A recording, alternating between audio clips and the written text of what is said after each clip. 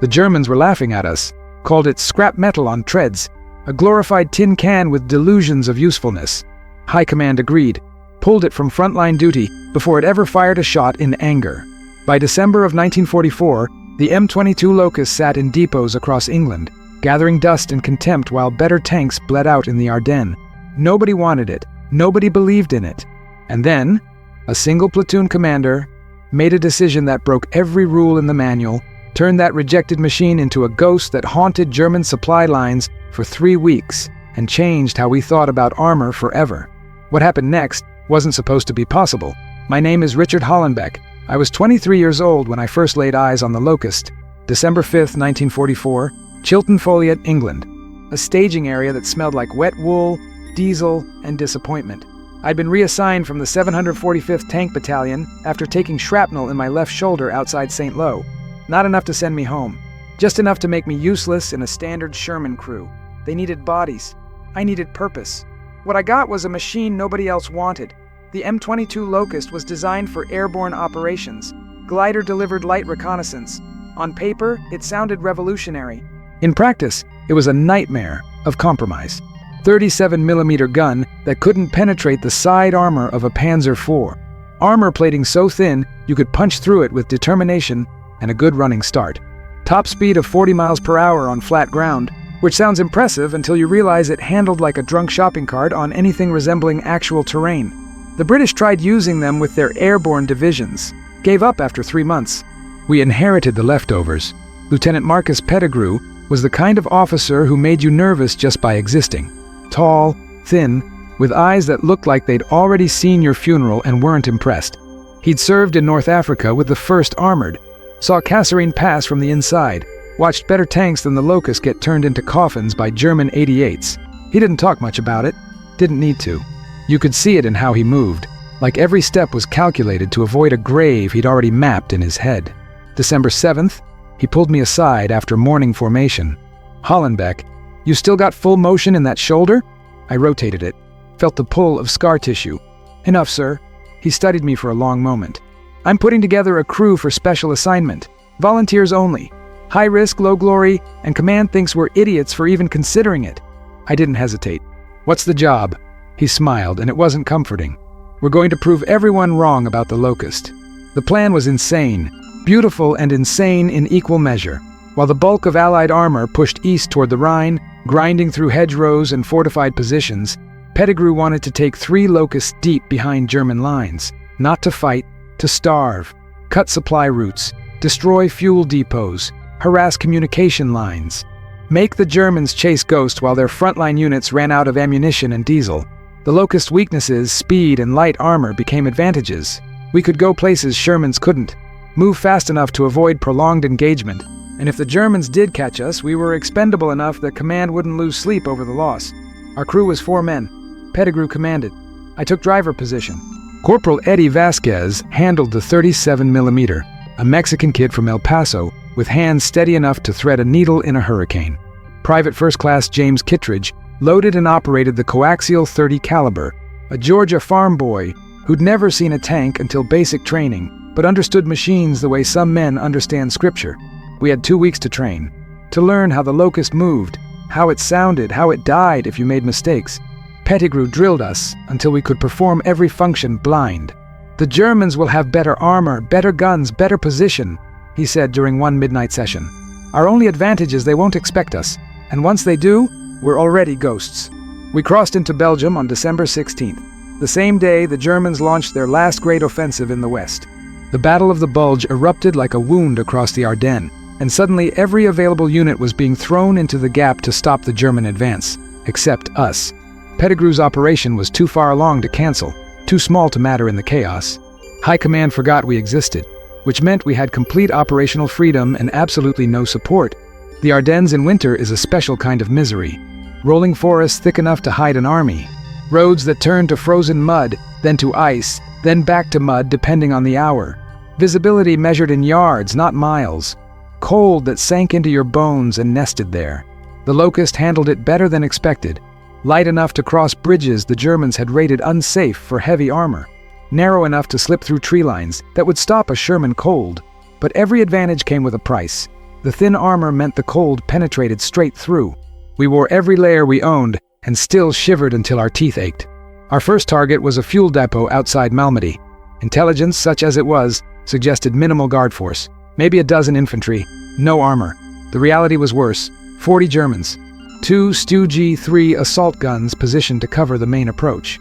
A perfect ambush setup. Pettigrew called a halt 300 yards out, studied the position through binoculars. "We can't punch through those stugs," Vasquez said quietly. Pettigrew nodded. "We're not going to try." What happened next became our template for the entire operation. We didn't fight fair, couldn't afford to. While the Stu-Gs watched the main road, we circled north through dense forest, moving at walking pace to minimize engine noise. It took 3 hours to cover half a mile. Every snap of a branch felt like a gunshot. Every time the engine coughed, I was certain we'd been spotted. But the Germans were focused outward, expecting attack from the west, not from the tree line behind their own position. We hit them at 0300. Kittredge opened up with the .30 caliber on their fuel trucks first. Tracers arcing through the pre-dawn darkness, punching into diesel tanks that erupted like angry sunrises. The 37mm couldn't hurt the stogies from the front, but Vasquez put 2 rounds through the engine compartment of the nearest one before they even knew we were there. The second Stug tried to rotate its gun, but we were already moving, the Locust's speed carrying us past its firing arc. Pettigrew dropped a thermite grenade into their ammunition storage as we passed. We were gone before it detonated, leaving behind a fuel depot that would burn for 2 days and 40 Germans who would never stop looking over their shoulders.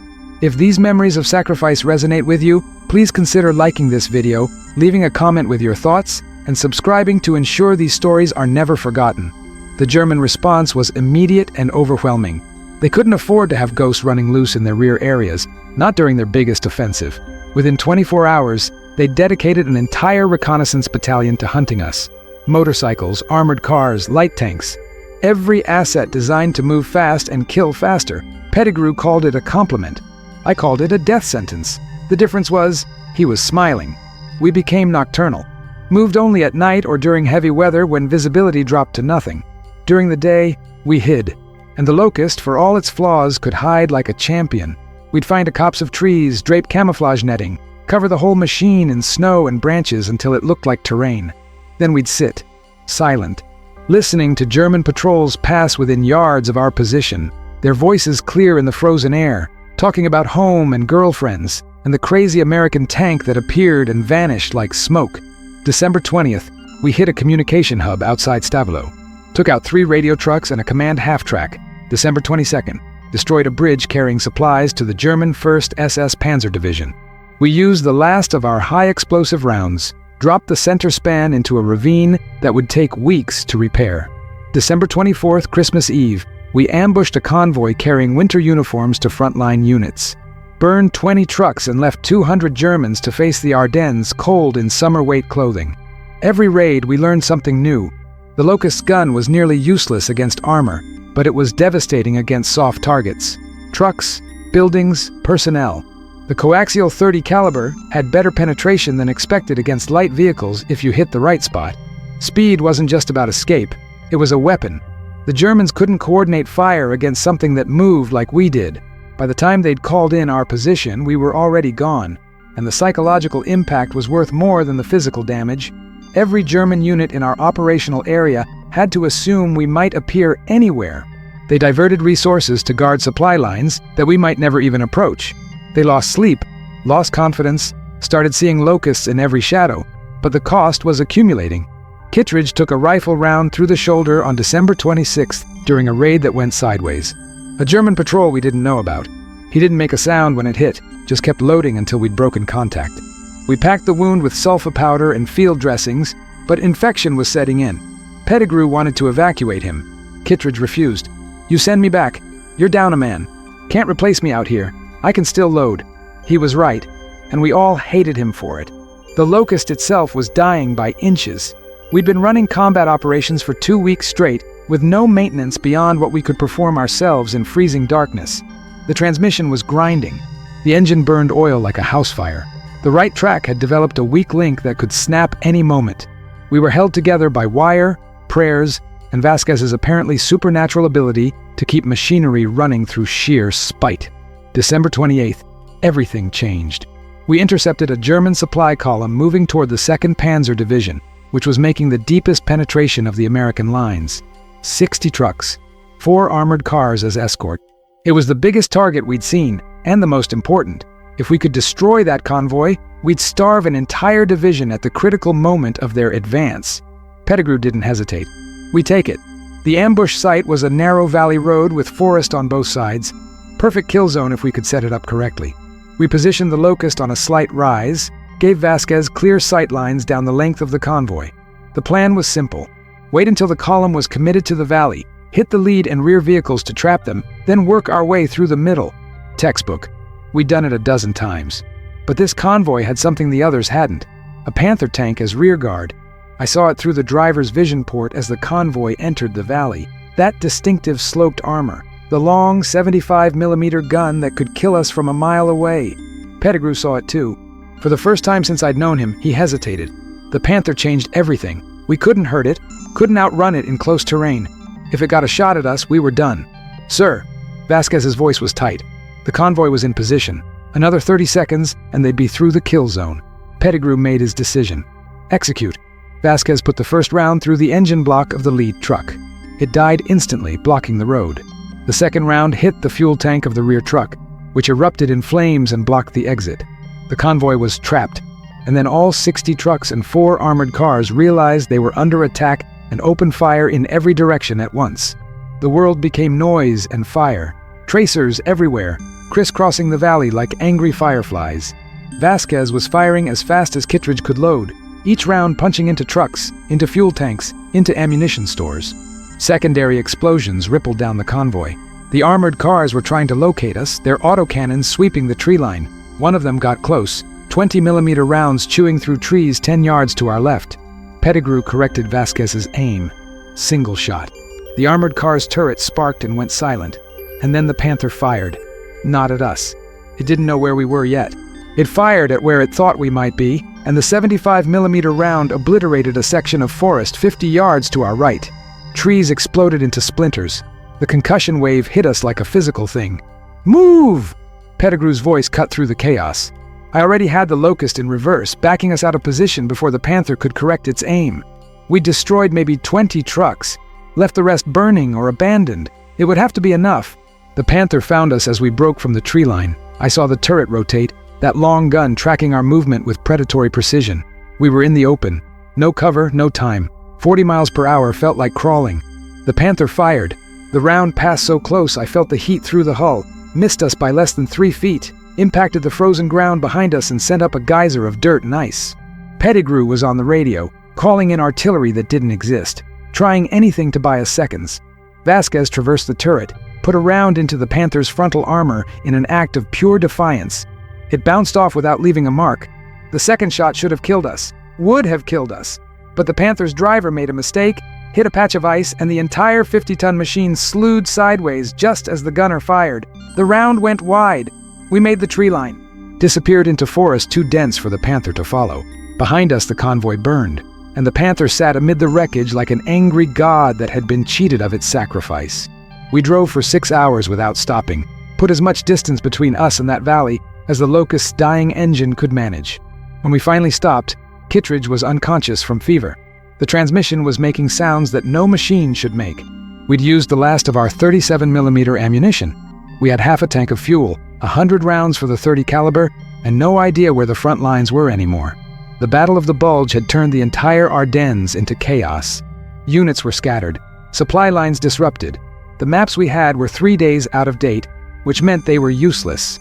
Pettigrew made the call. We head west, find American lines, get Kittredge to a field hospital. It was the right decision. The only decision. But it felt like surrender, and none of us could quite meet each other's eyes. We made contact with American forces on December 30th, a roadblock manned by the 82nd Airborne outside Werbemont. They looked at the Locust like we'd driven up in a UFO. "What the hell is that?" the sergeant in charge asked. Pettigrew was too tired to explain. "A tank." "That's a tank?" It was. Kittredge survived. Spent 2 months in a hospital in England, then went home to Georgia. I heard he became a mechanic. Never touched another tank as long as he lived. Vasquez took a transfer to a Sherman crew, fought his way into Germany, made it home in '46. Last I heard, he was teaching high school in El Paso. Pettigrew stayed in the army, made captain. Korea took him in '51. He didn't come back.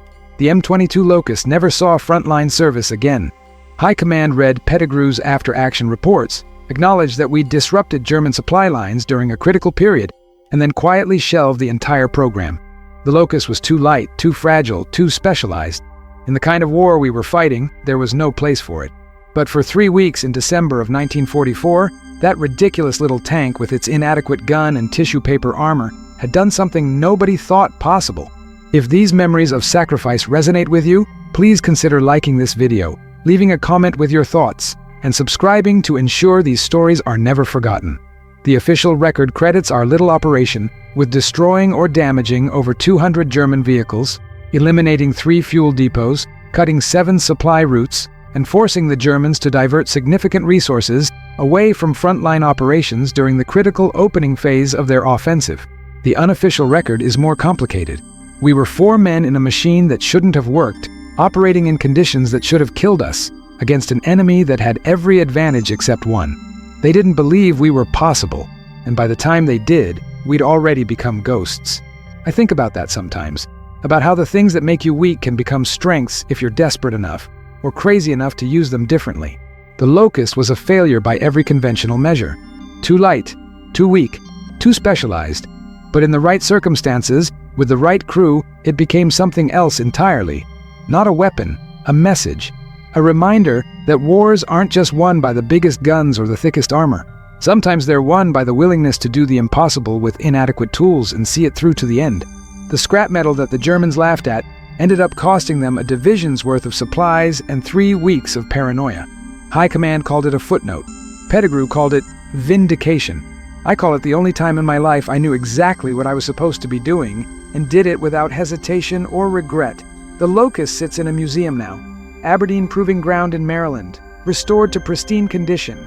Plaque on the front describes its specifications and its limited service record. Doesn't mention Malmedy or Stavelot, or that valley where we trapped a convoy and barely escaped a panther. Doesn't mention Pettigrew or Vasquez or Kittredge. Doesn't mention the cold or the fear or the strange exhilaration of being completely committed to something that everyone said couldn't be done. But I remember, every time December rolls around and the cold settles in, I remember the sound of that little 37mm firing in the darkness, the smell of diesel and cordite, the vibration of the engine through the driver's seat, the weight of knowing that we were expendable and choosing to make that expendability count for something. The Germans called it scrap metal. They were right. It was scrap metal held together by courage, desperation, and the kind of stubborn refusal to quit that defines the best and worst of what we're capable of. We took that scrap metal into the heart of their offensive, into conditions that should have destroyed us in the first 24 hours, and we made them bleed for every mile, every supply truck, every moment of confidence they thought they had. That's not in the official histories, won't be in the textbooks. The Locust is a footnote, a failed experiment, a design that didn't work. But for 3 weeks in the winter of '44, it worked perfectly. Not because it was a good tank, because it was the right tank for 4 men who refused to accept that impossible was a real limitation. I'm 80 years old now.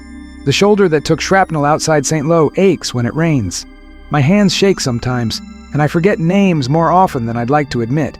But I remember every detail of those 3 weeks. Every raid, every narrow escape, every moment when we should have died and didn't. I remember Pettigrew's calm voice in the chaos, Vasquez's steady hands on the gun, Kittredge loading through pain and fever because quitting wasn't in his vocabulary, and I remember the Locust, that ridiculous, impossible, beautiful failure of a machine that became something more because we needed it to be and refused to accept any other outcome. The tank that wasn't supposed to matter ended up mattering more than anyone expected, just like the men who crewed it. The Allies called it scrap metal. The Germans learned to call it something else, a ghost, a nightmare, a reminder that underestimating your enemy is the fastest way to lose. By the time they took us seriously, we'd already rewritten what was possible. That's the thing about being underestimated. It gives you freedom. Nobody watches scrap metal carefully. Nobody plans for what scrap metal might do if it decides to be more than scrap. We were more. For 3 weeks in the frozen hell of the Ardennes, while the biggest battle on the Western Front raged around us, we were so much more than anyone thought possible. And when I die, whenever that is, that's what I want remembered. Not that we had a bad tank, that we had a tank and we made it enough. We made ourselves enough. And in the calculus of war, where nothing is ever enough and the cost is always too high, that's as close to victory as you're ever going to get. The M22 Locust. Scrap metal with a heartbeat. A failure that succeeded by refusing to fail. And the men who crewed it, who took every disadvantage and turned it into an edge sharp enough to cut through the German supply line at the exact moment it mattered most. That's the story. That's what happened when 4 men and a rejected tank decided that impossible was just another word for not yet. They laughed at us, called it scrap metal on treads, and we took that scrap metal and made it legendary. Not in the history books, not in official records, but in the memories of every German soldier who heard that 37mm firing in the darkness and knew that somewhere out there, the Americans had sent a ghost to haunt them. That's legacy enough for me. That's more than enough. If these memories of sacrifice resonate with you, please consider liking this video, leaving a comment with your thoughts, and subscribing to ensure these stories are never forgotten. The thing about being a ghost is that eventually, someone finds proof you're real. January 2nd, 1945, we learned that lesson the hard way. We'd been operating independently for 18 days. No resupply, no communication with command beyond brief radio checks that confirmed we still existed. The bulge was beginning to collapse. German momentum finally broken by American resistance and clearing weather that let our aircraft turn the battlefield into a shooting gallery. But in the chaos of retreat and advance, pockets of German resistance remained. Isolated units, desperate men with nothing to lose. And we stumbled right into one. The village of Chenonia sat astride a crossroads we needed to reach American lines. Population maybe 200 before the war. Now it was empty buildings and frozen mud. Intelligence, what little we had, suggested it was unoccupied. Intelligence was wrong. A German Kampfgruppe, battle group, had dug in there. Remnants of the 9th SS Panzer Division. Maybe 60 men, 2 anti-tank guns, a half-track, and they'd had 3 days to prepare positions. We approached from the south at dawn. Pettigrew wanted daylight for this one, wanted to see what we were dealing with. The Locust was barely running. The transmission screamed every time I shifted gears. The engine coughed black smoke. We'd patched the right track with wire and hope, and both were wearing thin. Vasquez had 17 rounds left for the 37mm. The 30 caliber had maybe 300 rounds. We were running on fumes and determination, and both tanks were nearly empty. The first anti-tank gun opened up when we were 400 yards out. The round passed over our turret close enough to feel. I threw the Locust into a hard turn, headed for a stone barn that might provide cover. The second gun fired. This one didn't miss by much. Hit the ground 10 feet in front of us, showered the hull with frozen earth and shrapnel. Something pinged off the driver's vision port. I kept moving. Pettigrew was calm. Always calm. Vasquez suppressed that eastern gun position. Kittredge, 30 caliber on any infantry you see. Kittredge was back with us. He'd gone absent without leave from the field hospital, hitched rides on supply trucks until he found our last reported position, then walked 12 miles through German-held territory to rejoin the crew. His shoulder was still bandaged. He could barely lift his left arm, but he could load and fire, and that was enough. Vasquez put a round through the window of the building sheltering the eastern gun. High explosive. The building's roof collapsed. The gun went silent. But the western gun had our range now, and they were traversing to track our movement. We were in the open, no cover between us and the village except 200 yards of frozen field. The tactical situation was simple. We were about to die. Then Pettigrew did something I'd never seen him do before.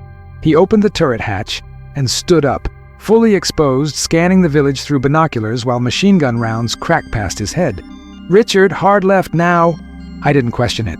Threw the Locust into a turn that made the transmission scream. The anti-tank gun fired where we'd been. Would have center-punched us. Pettigrew dropped back into the turret. There's a gap in their perimeter, northwest corner. Buildings provide defilade from the gun positions. We go through there, we're inside their defensive line. Going inside an enemy defensive perimeter is usually called suicide, but staying outside was guaranteed death.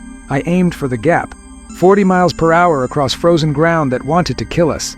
The western gun fired twice more, both misses but close enough to feel. Machine gun fire followed us, tracers painting lines in the dawn light.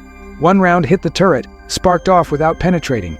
Then we were in the gap, buildings on both sides, and suddenly the anti-tank guns couldn't see us anymore. Urban combat in a light tank is intimate and terrible. Every window might hide a Panzerfaust.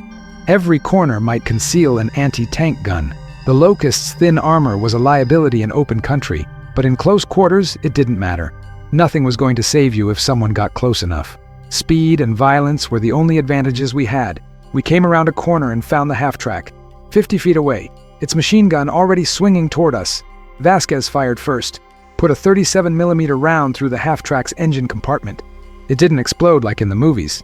Just died, coughed smoke, and stopped moving. The crew bailed out. Kittredge cut them down with the .30 caliber. I didn't watch, kept driving, looking for the next threat.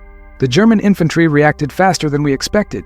They'd been fighting for years. They knew how to adapt. Within minutes, they'd reorganized, started using the buildings for cover, coordinating fire. We were taking hits constantly. Small arms, mostly. Nothing that could penetrate, but the noise was overwhelming. Every impact against the hull rang like a bell. My ears were bleeding from the sound. Pettigrew directed our movement like he was conducting an orchestra of violence. Left at the church, Vasquez, building at 2 o'clock, second floor. The 37mm barked. The building's wall collapsed, took 3 German riflemen with it. Straight through the square, don't stop. Machine gun fire from multiple positions converged on us. Rounds hammering the armor like hail. One penetrated the engine deck, missed something vital by inches.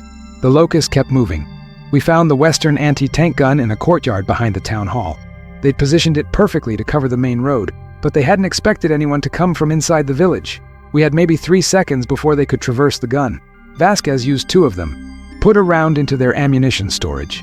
The gun and its crew ceased to exist in a flash that left spots in my vision. That's when the track broke. The right track, the one we'd been nursing for days, finally gave up. The weak link snapped under stress, and suddenly, the Locust was spinning in a circle, going nowhere. I killed the engine. The sudden silence was worse than the noise had been. Pettigrew assessed the situation in seconds. We're immobile. They'll be on us in minutes. Everybody out. We finished this on foot. We abandoned the Locust in the middle of Chenon's main square, grabbed what weapons we could carry. Vasquez took a Thompson submachine gun we'd liberated from a wrecked American half-track 2 weeks earlier. Kittredge had his M1 Garand despite the shoulder. I had my .45 pistol and a rifle I'd taken off a dead German outside Malmedy. Pettigrew had his pistol and an absolute certainty that we were going to win. The next hour was the longest of my life. House-to-house fighting. Room to room sometimes. The Germans knew they were surrounded by advancing American forces. They knew this was the end. Some of them surrendered. Most didn't. We cleared buildings the way we'd been trained. Grenades first, then bullets, then moved to the next room, and repeat. Kittredge took a ricochet off his helmet that left him bleeding and dazed, but somehow still moving. Vasquez's Thompson jammed twice. He cleared it both times without breaking stride, muscle memory taking over when thought became impossible. Pettigrew led from the front. Always from the front. He moved through that village like death had personally given him clearance, and maybe it had. I saw him walk through a doorway where 2 Germans were waiting with rifles raised. He killed both before they could fire, didn't hesitate, didn't slow down. Just kept moving to the next building, the next threat, the next moment that needed to be survived. We linked up with American forces around noon. A platoon from the 17th Airborne, pushing north to clear remaining German positions. Their lieutenant looked at the 4 of us, covered in blood and cordite, standing in the ruins of Chenonia next to a disabled Locust, and asked the obvious question. "Who the hell are you?" Pettigrew was reloading his pistol. Didn't look up. Nobody important. You might want to send engineers for that Locust, though. It deserves better than being left here. They evacuated us to a field hospital in Bastogne, same one Kittredge had escaped from weeks earlier. The doctors checked us over, treated our various wounds, and declared us miraculously intact. Pettigrew had a concussion. Vasquez had frostbite on 3 fingers. Kittredge's shoulder wound had reopened. I had fractured ribs from a near miss that I hadn't even noticed during the fighting. We were battered, exhausted, and absolutely done with the war for the moment. If these memories of sacrifice resonate with you, please consider liking this video, leaving a comment with your thoughts, and subscribing to ensure these stories are never forgotten. Command found us on January 4th. A full colonel showed up with a briefcase full of after-action reports and questions that had no good answers. He wanted to know why we'd been operating independently for 3 weeks, why we hadn't reported our position more regularly, why we'd engaged in combat operations with a tank that had been classified as unsuitable for frontline duty. Pettigrew answered every question with precision and patience, and by the end of the interview, The colonel looked like he wasn't sure whether to court-martial us or recommend us for medals. He did neither. Just closed his briefcase and said, "Lieutenant, your operation caused significant disruption to German supply lines during a critical period. It also violated about 15 different regulations and nearly got your entire crew killed. I'm going to put this in a file and forget it exists. I suggest you do the same." Pettigrew nodded. "Yes, sir." The colonel stood to leave, then paused. "Off the record? That was some of the finest improvised armor tactics I've ever seen documented. If you survive this war, consider a career in training. We need officers who understand that doctrine is a guideline, not a cage." Then he left, and we never saw him again. The Locust was recovered from Chinon 3 days later. Engineers examined it, declared it a total loss, and sent it to a salvage depot. But someone in the chain of command must have understood what that little tank represented, because instead of being scrapped, it was shipped back to the United States.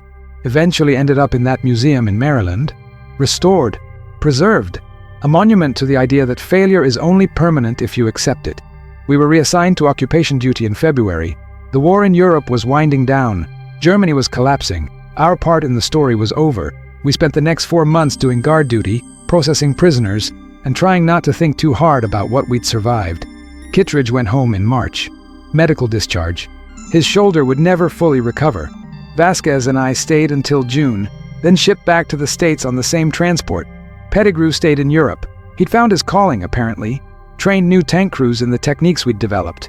Emphasized speed, adaptability, psychological warfare. I heard he was brilliant at it. Made captain in 46. Went to Korea in 50 as a major. Led a tank battalion through the worst of the fighting around the Pusan perimeter. Killed in action. November 1951, when his Sherman took a hit from a T-34. He was 34 years old. They sent his body home to Virginia. Full military honors. I went to the funeral. So did Vasquez and Kittredge. We didn't talk much. Didn't need to. We'd already said everything that mattered in the Ardennes. The years after the war were strange. I went to college on the GI Bill, got a degree in engineering, worked for Ford for 30 years designing transmissions, got married, had 3 kids, lived a normal life that felt abnormal because I kept waiting for something to go wrong, kept expecting anti-tank fire from every corner. Took me a decade to stop flinching at loud noises. Took 2 decades to sleep through the night without dreaming about frozen forests and burning fuel depots. Vasquez taught high school mathematics in El Paso, never married, devoted his life to his students apparently. I visited him once in the 70s. We sat on his porch drinking beer and not talking about the war for 3 hours. It was perfect. He died in '89, heart attack, quick and clean, which is all any of us could hope for. I spoke at his funeral, told the assembled students and faculty that Mr. Vasquez had been the steadiest man I'd ever known, with hands that could thread a needle in a hurricane. They didn't understand the reference. That was fine. It wasn't for them. Kittredge went home to Georgia and became a mechanic like I'd heard. Fixed cars and tractors, never touched another military vehicle, got married, had 5 kids, 14 grandchildren at last count. We exchanged Christmas cards every year. His handwriting is shaky now. Arthritis in the hands that used to load a 37mm gun faster than should have been possible. But he's still here, still surviving. That's its own kind of victory. I think about the Locust sometimes. About what it represented. In a war defined by massive industrial production, by overwhelming force and technological superiority, we'd taken the reject, the failure, the thing nobody wanted, and made it matter. Not because it was good, because we refused to let it be bad. We took every limitation and turned it into an advantage through sheer bloody-mindedness and tactical creativity. The 37mm gun couldn't penetrate heavy armor, so we didn't fight heavy armor. We fought supply trucks and fuel depots and communication hubs, targets that couldn't shoot back effectively, targets whose destruction had strategic impact beyond their immediate value. The thin armor couldn't stop anti-tank rounds, so we didn't let anyone shoot anti-tank rounds at us. We moved too fast, appeared too unexpectedly, vanished too quickly. The light weight that made it vulnerable also made it mobile enough to access terrain that heavier tanks couldn't. Modern armor doctrine talks about combined arms operations, about using each platform for its intended purpose. But we didn't have combined arms. We had 1 obsolete light tank and 4 men who decided that obsolete was a matter of perspective. So we created new doctrine, wrote it in burning fuel depots and severed supply lines, proved that creativity and courage could overcome material deficiencies if you were willing to accept the risk. The Germans never figured out what we were. Their after-action reports, the ones Allied intelligence captured after the war, are fascinating. They knew something was hitting their supply lines. They documented the attacks, the casualties, the disruption. But they couldn't identify the unit responsible. Thought it might be a special forces team with light armor support. Thought it might be multiple units coordinating. Never guessed it was 4 men in a single rejected tank operating on nothing but improvisation and spite. That's the thing about being underestimated. It's insulting and frustrating and demoralizing until the moment you prove everyone wrong. Then it becomes armor better than anything steel can provide. The Germans expected Shermans and Pershings, expected heavy armor operating according to doctrine. They didn't expect a ghost that appeared from nowhere, struck without warning, and vanished before they could respond effectively. Their intelligence apparatus wasn't designed to track something like us. So we operated in their blind spot for 3 weeks, and by the time they'd adapted, the bulge was over, and we were gone. I've been asked over the years if I was scared, if I thought we were going to die. The answer is yes and yes. Every day, every raid, every moment we spent behind German lines, we knew we were one mistake from ending. The Locust couldn't take a hit, couldn't fight its way out if we got cornered. Our survival depended on perfect execution, and perfection is impossible to maintain. So yes, I was terrified.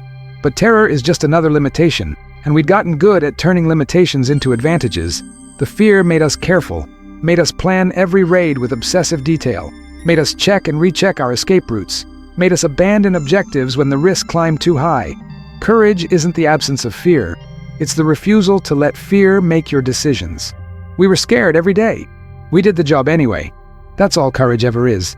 If these memories of sacrifice resonate with you, please consider liking this video, leaving a comment with your thoughts, and subscribing to ensure these stories are never forgotten. Looking back across 80 years, across a lifetime that somehow followed 3 weeks of absolute clarity, I realized that everything important I learned about life came from that period. From the Locust and the men who crewed it. From Pettigrew's calm certainty that impossible was negotiable. From Vasquez's steady hands and steadier nerves. From Kittredge's refusal to quit, even when his body was failing. From the machine itself, that ridiculous failure that became legendary through sheer determination. The world doesn't remember the Locust. It's a footnote in histories focused on Shermans and Tigers, on Normandy and Berlin. The official records acknowledge our operation in a paragraph or two, clinical descriptions of supply line interdiction and harassment tactics. They don't capture what it felt like, the cold that made your bones ache, the exhaustion that turned every movement into an act of will, the exhilaration of succeeding when success shouldn't have been possible, the grief of losing Pettigrew years later, knowing that the best of us didn't make it home to grow old and boring. But I remember. And as long as I'm here, as long as I can still speak and think and bear witness, the story survives. 4 men and a rejected tank that refused to accept rejection. 3 weeks of operating where we shouldn't have been, doing what we shouldn't have been able to do, surviving what should have killed us, turning every weakness into strength through creativity, courage, and an absolute refusal to quit. The M22 Locust was scrap metal. The Allies were right about that, but scrap metal can still cut if you're determined enough to sharpen it, and we were. For 3 frozen weeks in the winter of 1944, we were the sharpest edge in the Ardennes, cutting through German supply lines and confidence with equal precision. That's not in the history books, but it's true, and truth outlasts documentation. I'm 80 years old, my time is running out. But before I go, I want people to understand this. The things that make you weak can make you strong if you're willing to see them differently. The Locust was weak in every conventional measure.